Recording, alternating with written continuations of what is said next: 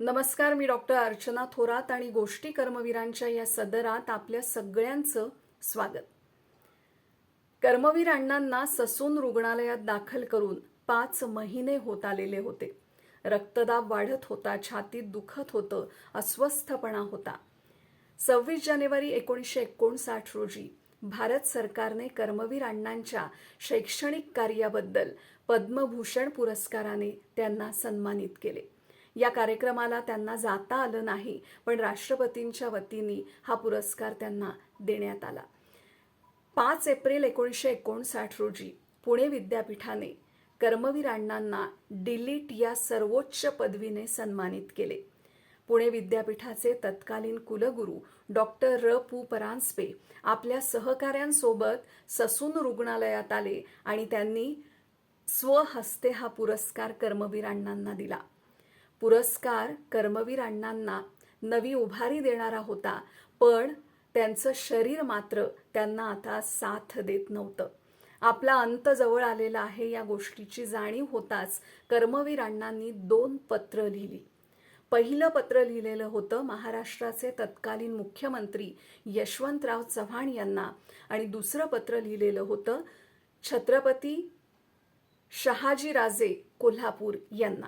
या दोनही पत्रामध्ये अण्णांनी ग्रामीण निवासी विद्यापीठाचा उल्लेख केलेला होता.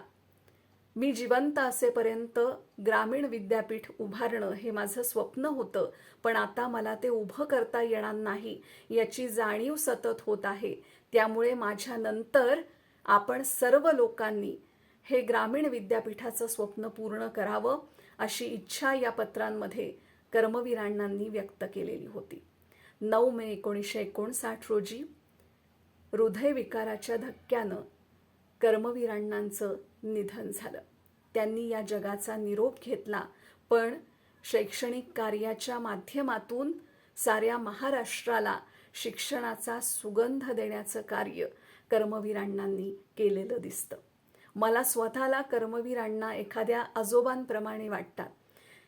आजोबा ज्याप्रमाणे आपल्या पुढच्या पिढ्यांसाठी दूरदृष्टीच्या माध्यमातून काही योजना आखतात, त्या पद्धतीनं महाराष्ट्रासाठी, महाराष्ट्रातील पुढच्या अनेक पिढ्यांसाठी शैक्षणिक गुणवत्तेचं शिक्षण प्रदान करण्यासाठी आणि त्याचबरोबरीनं शैक्षणिक प्रसाराचं कार्य अखंडपणानं चालू ठेवण्यासाठी कर्मवीरांनी दूरदृष्टीनं रयत शिक्षण संस्थेची स्थापना केली.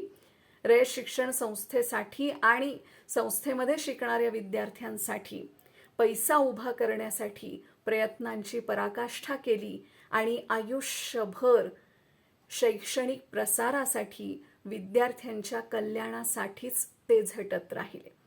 त्यामुळे कर्मवीर अण्णांची साधी राहणी आणि उच्च विचारसरणी मला नेहमीच भुरळ घालते. त्याचबरोबरीनं कमवा आणि शिका ही योजना सगळ्यात महत्त्वपूर्ण योजना आहे असं मला स्वतःलाही वाटतं. कारण केवळ मोफत शिक्षण दिल्यानं जो सुसंस्कृतपणा कमवा आणि शिका योजनेच्या माध्यमातून विद्यार्थ्यांच्या आयुष्यामध्ये आला, तो फक्त मोफत शिक्षण दिल्यानं येऊ शकला नसता असं माझं प्रामाणिक मत आहे. त्यामुळे रयत शिक्षण संस्थेमध्ये या योजनेखाली शिकणारे विद्यार्थी आजही सर्व कामं स्वतःच्या हातांनीच करतात. ही गोष्ट पाहिल्यानंतर अण्णांच्या स्वावलंबी शिक्षण हेच आमचं ब्रीद या वाक्याची आठवण झाल्याशिवाय राहत नाही. माझ्या परीनं कर्मवीर अण्णांच्या आयुष्यातील काही प्रसंगांबद्दल छोट्या छोट्या गोष्टी सांगण्याचा प्रयत्न मी केला.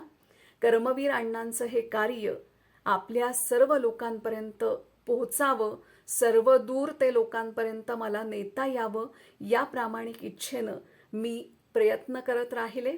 आपण या गोष्टींना उदंड प्रतिसाद दिलात, त्यामुळे या गोष्टी सादर करणं मला शक्य झालं आणि त्यातून एक वेगळा आनंद आणि समाधान मला मिळालेलं आहे. त्यामुळे आज निरोप घेताना कर्मवीर अण्णांच्या स्मृतींना विनम्र अभिवादन करते आणि आपल्या सर्वांना धन्यवाद देऊ इच्छिते की आपण या गोष्टी कर्मवीरांच्या या सदरावर प्रेम केलं. नमस्कार.